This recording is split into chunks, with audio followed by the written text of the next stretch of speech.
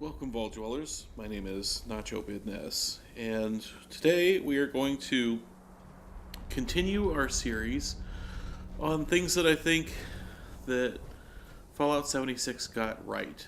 Now, I say at the beginning of every video in this series that I think that Fallout 76 is a deeply flawed game, and it is my least favorite of the Bethesda Fallout games. And yet, in the storm of overwhelming negativity that has surrounded this game, there are things that I think are good about it that have kind of been ignored, and things that I think we as a community should be asking for in the next and hopefully better Fallout game. Now, the thing that I want to talk about today is a couple of quest lines. And so, minor spoilers ahead if you have not completed the Responders or the Mistress of Mysteries quest lines. But yeah, let's talk about those quests and those factions, because I think they both can kind of compare and contrast some of the good things and the things that I really like about Fallout. The first is the Responders quest. At the end of that, you get an objective to become one of the fire breathers, and it takes you to this mine, and holy crap, man, it looks like we're about ready to enter the gates of hell itself here when we go into this place. And I think that's one of the things that I really liked is these underground mine fires. One, are a real thing that has happened in the real world, and two, they make for a very atmospheric place to complete a quest in. And I really like that. I enjoyed this dungeon. It's a giant dungeon. I probably won't go all the way through it in this video, but it was just a really cool place to have an adventure. And doing it by yourself, it was downright scary. So, yeah, I like that. The other thing that I really liked about the Responders quest line was the fact that this was a faction that didn't have a gray zone. Now, I know that that tough choices and things that are not, morally clear are things that are usual in Fallout, and yet I really liked the Responders. The idea that after the end of the world, all of these policemen and firemen and other and paramedics and all of these first responders would join together to try and help the survivors. It is pure in motive, and there is very little that I think that there is to dislike about the Responders as a faction. And the fact that they're all dead is very melancholy and mournful, and it just kind of drove home some of the sadness that that a real nuclear war would have.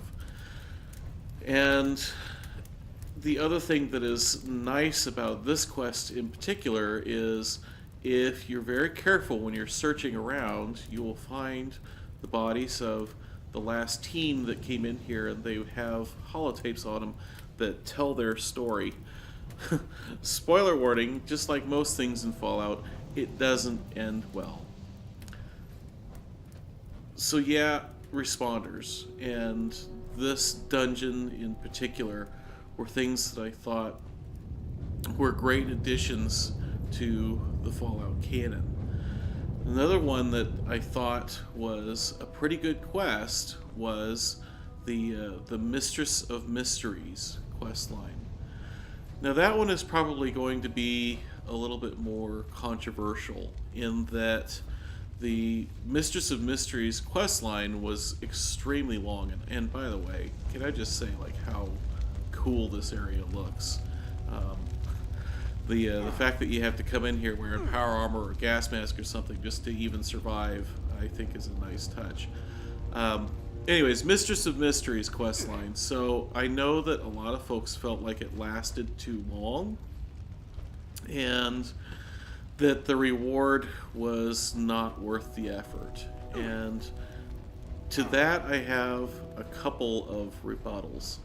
First, I really enjoyed that the Mistress of Mysteries quest really took a long time to complete, and the story unfolded very slowly and over time, and you got a chance to get to know some of these characters even though you were only listening to holotapes. You know, you start off exploring the mansion with the Mistress of Mysteries, and ooh, we're gonna mine that. You start off exploring the mansion where the Mistress of Mysteries team is located, and find out that just after the war, this older couple started adopting orphan children out of the wastes, and that was kind of fun and cool in itself. And then watching those kids develop into the team through, or at least hearing about how they developed through the team through the course of the holotapes, and the ultimate betrayal of the mistress by her daughter was a very rewarding storyline, and I'm glad that it took a long time to unfold. It would have not done it justice if it was extremely short. I'm reminded a little bit of the Survivor journals from the DLC in New Vegas that was centered on Zion National Park. That particular story was just heartbreaking, and all the more so because you found out about it as slowly as time went by. So, with regards to the quest maybe taking too long, I think that it took long enough to tell the story the right way. With regards to the reward not being very good, yeah, I agree. The reward was not very good. I really thought that from the clues and the foreshadowing that they were doing, that we were being led towards Ballistic Weave as being the quest reward for that particular quest line. I was disappointed when it was not Ballistic Weave. And yet, do we really play these games and play the quests simply for rewards? And I think that, for myself at least, I am not really here to get pieces of loot that have no actual bearing or value, outside of the game. That they're just bits of data that are encoded on a disk or on a server somewhere.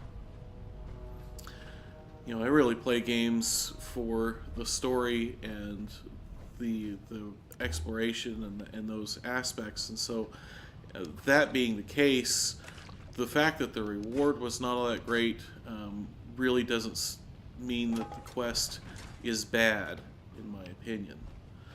So those were the things that I wanted to talk about today. Was primarily the Mistress of Mysteries quest and the Responders quest, and those two factions, the way they developed, how Responders were such a good and pure thing, which is such a rarity in Fallout, and the Mistress of Mysteries was definitely a very Fallout feeling sort of thing, where there was a hook in the tail, and a quest that about some people that you thought were going to be